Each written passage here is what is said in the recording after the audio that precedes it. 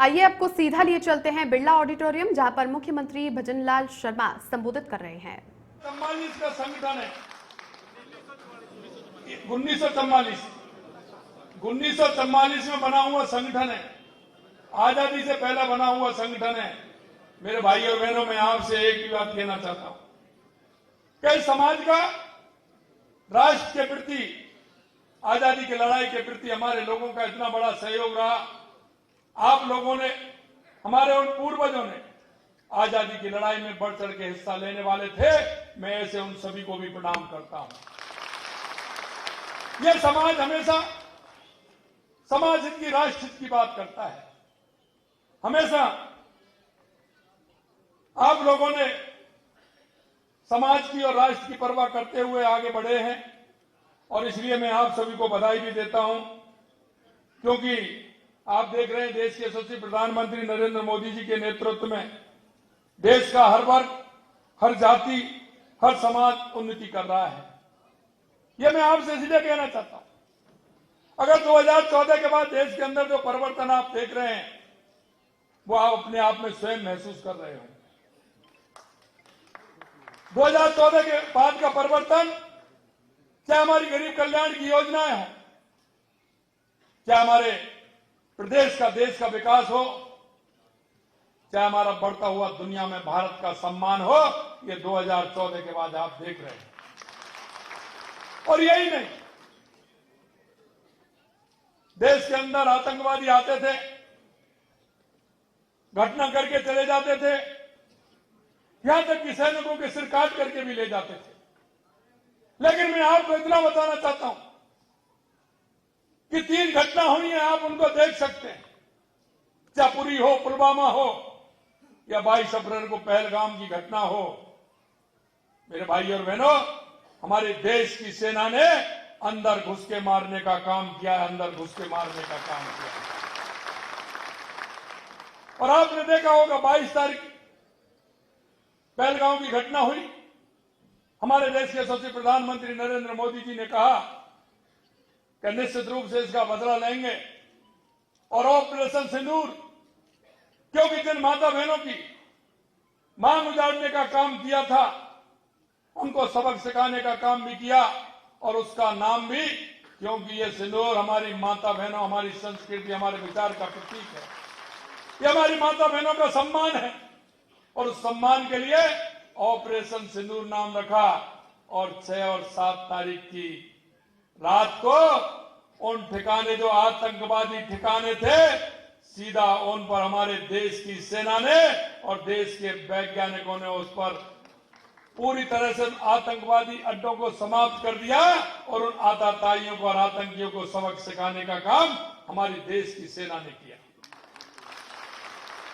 मैं ये सारी बातें आपको इसलिए कहना चाहता हूं कि देश के अंदर जो परिवर्तन आप देख रहे हैं, और ये भी आपने देख लिया, यह पाकिस्तान ही नहीं, पूरे विश्व ने देखा है कि भारत महाशक्ति बनने वाला है। भारत महाशक्ति है, इसके आगे किसी की पार पड़ने वाली नहीं है।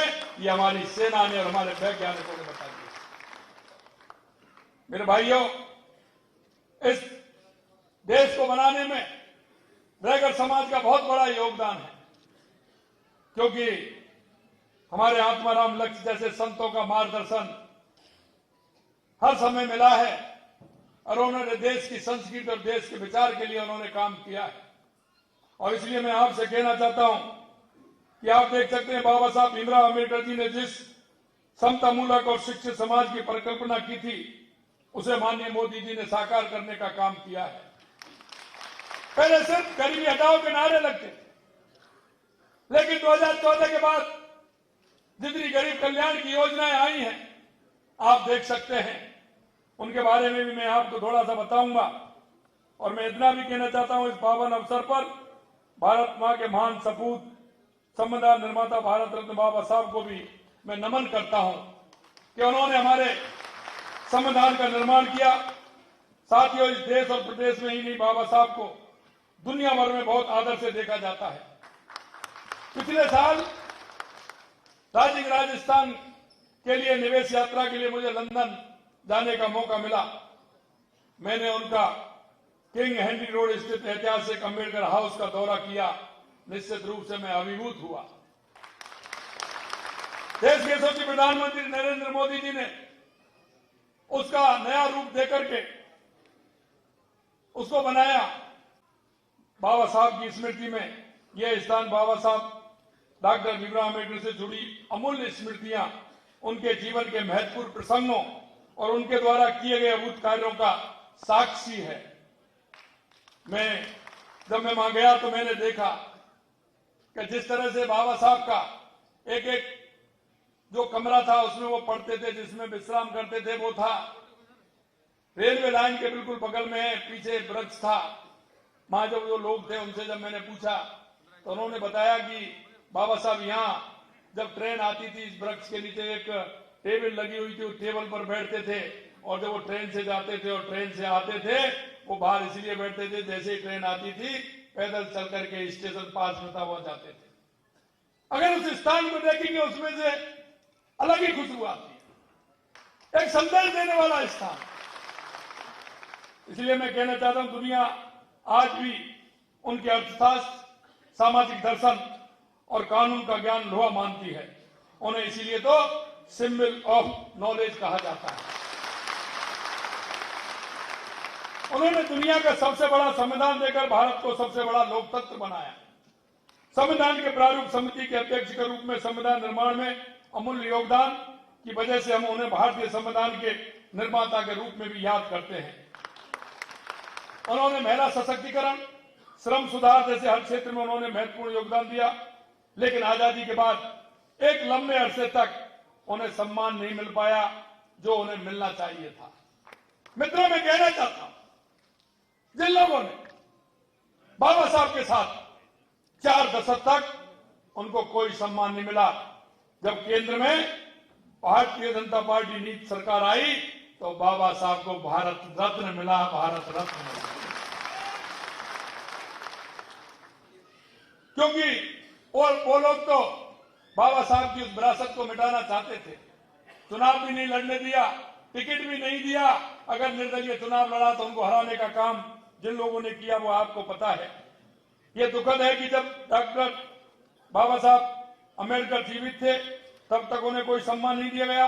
अफसोस की बात है कि जैसा मैं बता रहा 4 दशक बाद भी नहीं दिया।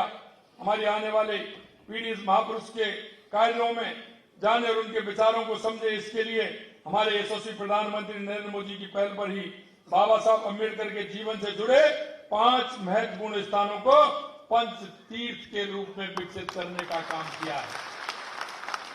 इन पंच तीर्थों में बाबा साहब की जन्मस्थली मऊ, दीक्षा भूमि नागपुर, महापरिनिर्वाण भूमि दिल्ली, चैत्र भूमि मुंबई और शिक्षा भूमि लंदन को इसमें शामिल किया गया है। और आपको मैं एक बात और कहना चाहता हूं, जिस दिन बाबा साहब ने संविधान का प्रारूप बना करके दिया था और उनको बना था प्रधानमंत्री नरेंद्र मोदी जी ने 26 नवंबर को बाबा साहब को सम्मान देते हुए संविधान दिवस के रूप में मनाने की शुरुआत की और बाबा साहब को देशवासियों की तरह से सच्चा सम्मान दिया गया। पहली बार आदरणीय नरेंद्र मोदी जी ने बाबा साहब के योगदान, उनके विचारों को सही स्वरूप में दुनिया के सामने रखने का काम किया। और आज भी आप देखते हैं, सबसे पहले जो मैं कहना चाहता हूं कि बाबा साहब की पवित्र भावनाओं के अनुरूप ये आगे बढ़ रहा है। 2014 में सत्ता संभालते ही बाबा साहब की विरासत और आजाद भारत को लेकर देखे गए उनके सपनों को साकार करने में कोई कसर नहीं छोड़ी।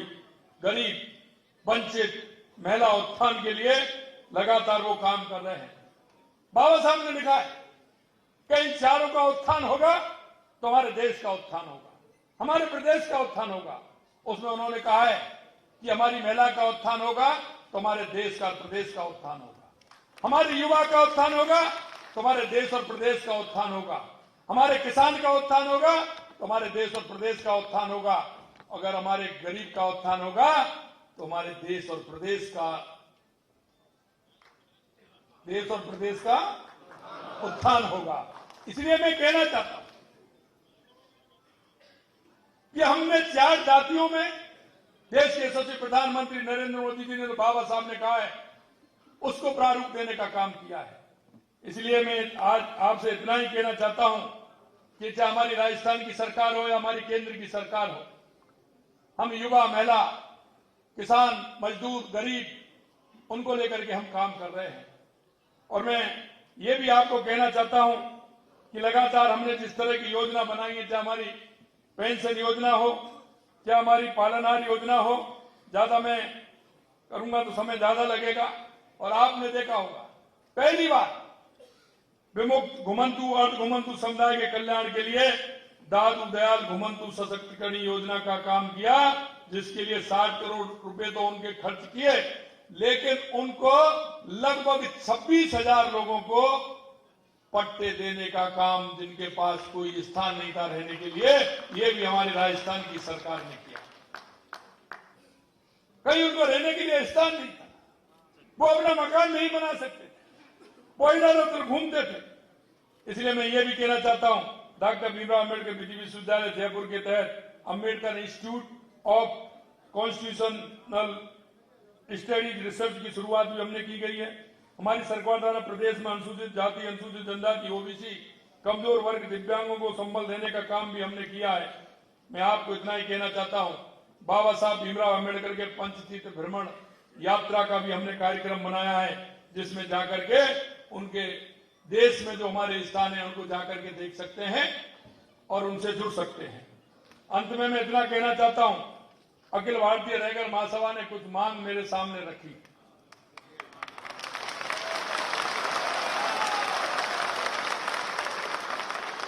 मेरे से कह रहे थे डीएल नवल साहब कि संत आत्माराम लक्ष्य जी के लिए आप जमीन दे दीजिए। मैंने कहा जमीन नहीं, जमीन भी देंगे और पैनोरमा भी बनवाएंगे।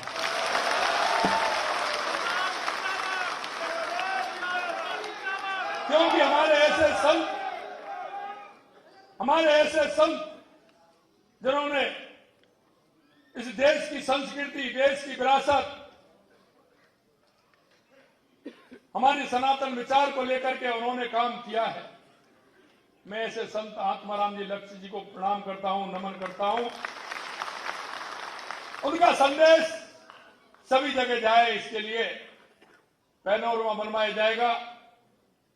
कुछ जगह उन्होंने स्थान और बताए मेरे को कि वहां भी आपको कुछ जमीन देनी है, जिससे कि आने वाली हमारे युवा पीढ़ी का उसका लाभ मिल सके। उनके लिए कुछ ऐसी संस्था, हॉस्टल बना सकें, जिससे कि वो अपना छात्रावास बनवा सकें, जिससे वो अपना ठीक प्रकार से शिक्षा ग्रहण करते हुए आने वाली पीढ़ी को भी दिशा दें। और वो एक जो लक्ष्य मन में सोचा है उन्होंने आगे बढ़ने का, उन्होंने जो लक्ष्य देश और राष्ट्र की सेवा को समर्पित होने का काम वो कर सकते हैं। मैं वो भी कहना चाहता हूं कि जहां आप आवश्यकता समझोगे, जहां आप बताओगे, वहां वो भी हम करेंगे। क्योंकि ये समाज हमारा ऐसा समाज है कि हमेशा राष्ट्र के हितों से जुड़ा हुआ है और राष्ट्र से जुड़ करके आप काम करते हैं। मैं अंत में इतना कहूंगा आपसे, मेरे भाई और बहनों, इस देश की राजनीति की जो दिशा थी आजादी के बाद, वो दिशा भटकी थी। मैं आपको इतना ही कहना चाहता हूं, देश के यशस्वी प्रधानमंत्री नरेंद्र मोदी जी ने मजबूर कर दिया है देश के उन राजनीतिक दलों को और राजनेताओं को कि देश की सेवा करिए, देश की जनता की सेवा करिए। इसके लिए उन्होंने उनको भी मजबूर करने का काम किया है। और मैं आपसे यही कहना चाहता हूं कि हम हर व्यक्ति की, युवा, किसान, महिला, मजदूर, हमारी सरकार जो लक्ष्य को लेकर के चलती है, बाबा साहब भीमराव अंबेडकर जी के अंत्योदय को लेकर के चलती है। हम आपको विश्वास दिलाते हैं कि लगातार हमारी सरकार, ये डबल इंजन की सरकार, हमारी केंद्र की और राज्य की सरकार, आपके हितों को ध्यान रखते हुए समाज का अगर कोई इसी तरह का काम आएगा, निश्चित रूप से सरकार के द्वार खुले हुए हैं। आप आइए और अपने लक्ष्य के लिए आगे बढ़िए और पूरी तरह से काम करिए। मैं आज पुनः, क्योंकि मेरे को पता है 1944 की संस्था, और 1944 की संस्था आज जिस रूप से काम कर रही है, मैं निश्चित रूप से अध्यक्ष जी को और उनकी टीम को बहुत बहुत बधाई देता हूं, धन्यवाद देता हूं और आप सभी को भी धन्यवाद देता हूं कि एक साथ आप सभी के दर्शन का लाभ मुझे मिला, इसलिए आपको भी धन्यवाद देता हूं। आज क्योंकि मेरे को बीकानेर जाना है, कल पीएम साहब का कार्यक्रम है, थोड़ी में समय की जल्दी है, नहीं मैं आपके बीच में बैठता, कुछ और बातें भी सुनता, कुछ मिलता।